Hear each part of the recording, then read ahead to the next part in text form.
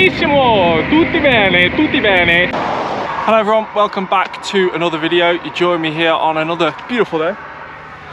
A white Christmas of sorts. It's the day after Christmas today. And it's rather misty out here. We're back in Coventry. If you haven't watched my last video, you want to check that out. I rode up to Nottingham. Pretty sketchy day out, but I rode up there to spend a few days with my girlfriend and her family for Christmas. Now we're back here to get the job done in the Festive 500. So over the course of this video, I'm going to take you through what it takes to do the Festive 500 in the harsh reality of the British winter. I'm already a little bit behind because I only did a little spin on Christmas Eve, had Christmas Day completely off, and today is Boxing Day where we're out on the bike again and ready to get the miles in. So I believe I've got 5 days to do 500k. So as you can see, I'm pretty wrapped up today. I've got the full winter gloves on. I'll go into a little bit more detail of my full kit rundown a little bit later in the video.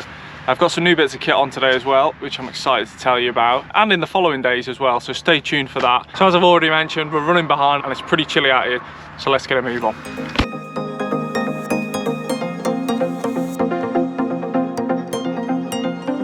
So Festive 500 day one proper, what's on the agenda you may ask? All these rides are pretty much going to be endurance rides with maybe a few tempo efforts.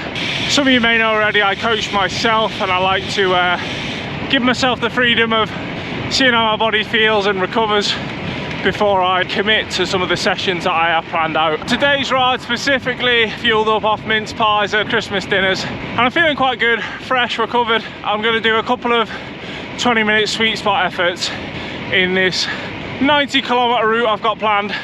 This is a pretty typical training route that I do around here, so there will be no chance of getting lost or ended up on a dual carriageway like I did in my last video. I've chosen this one because it's a little bit quieter on some country lanes and staying off the main roads, which I don't really want to do in this weather today. It's just an added element of risk.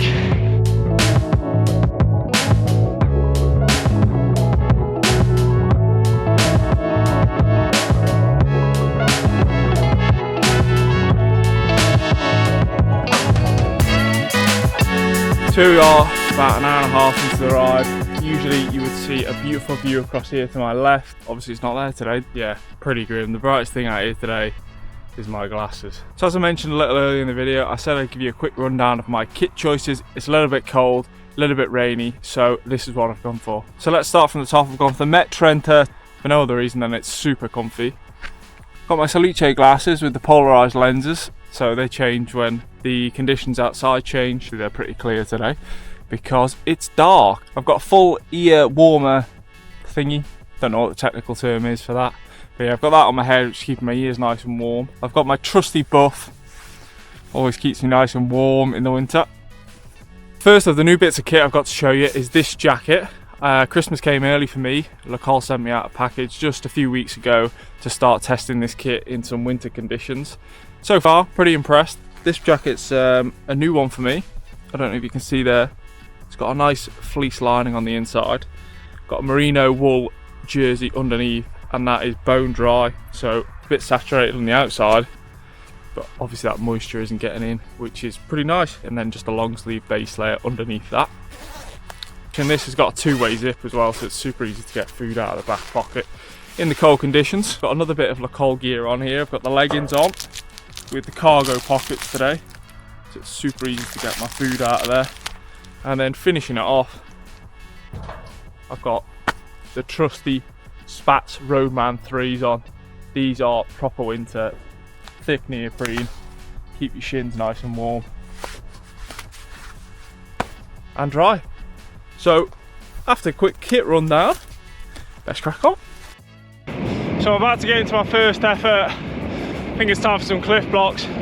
These are actually equivalent to 2 gels, so I'm going to have 3 blocks before this effort and then another 3 blocks before my second effort. I don't know if you can see that, but they're split up nice and easily. Ready to eat.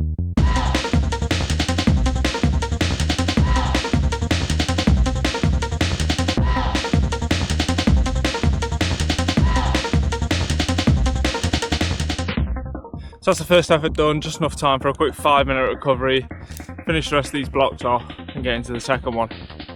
So I think after this second one I'm just going to crack on and get home as quickly as possible.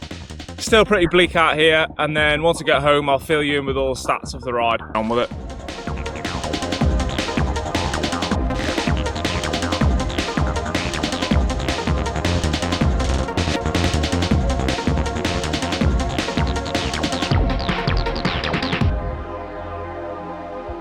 So that's day one done. You join me here as I jump in to the editing process.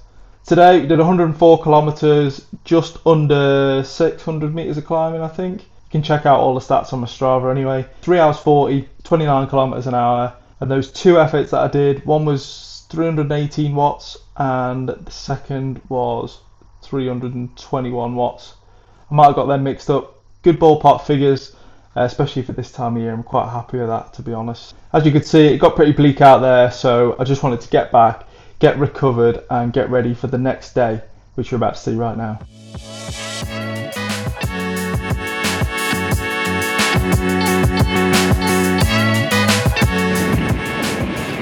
Out on the road again this morning, embarking on a second consecutive day of 3 hour plus rides. I've got another 90 odd K planned for today, in less than ideal weather conditions in the middle of the festive period.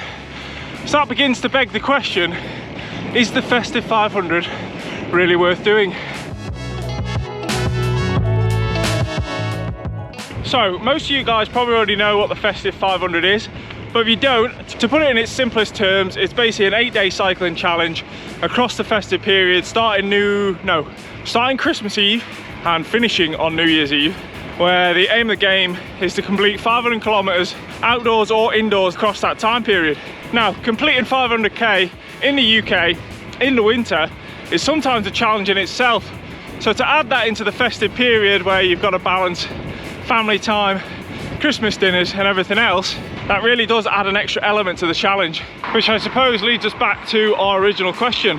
Is the Festive 500 really worth doing?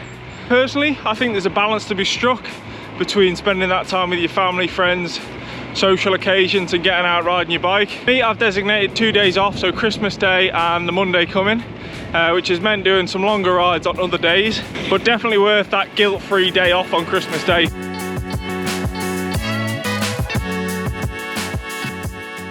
At the end of the day, it's ultimately up to you guys of how you spend your Christmas period, and as long as you enjoy it, then that's all that really matters. But I'd be interested to hear your thoughts on the Festive 500 in the comments.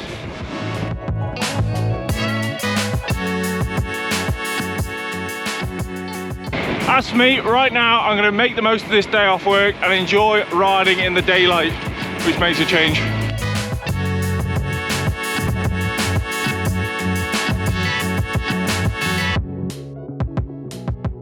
There we go, day 2 done, another day out there in less than ideal weather conditions. Is it really worth doing? Let me know in the comments, but I feel like I'm committed now to my challenge of doing the Festive 500 in 5 days. I've got a day off planned on Monday, so that should make things interesting. I did 87 kilometers today in just over 3 hours, a little bit slower and a little bit more climbing today. But yeah, I've brought my total up to 191 kilometers now, so 309k remaining in 4 days. I mean, doesn't sound like much, but in this weather, who knows what could happen. But I'm going to end this video here. If you want to stay tuned to see if I can complete the remaining distance, let's just say it didn't get off to a very good start. But in that video, there's going to be some more tips and tricks. There's going to be an adventure, a guest appearance, a ride across 4 counties, so it's definitely worth staying tuned for. That'll be released in a couple of days over the weekend. And if you don't want to miss it, you know what to do. Subscribe to the channel. Give this one a thumbs up if you enjoyed it. All that's left to say is thank you guys very much for watching, and I'll see you in the next video. Ciao.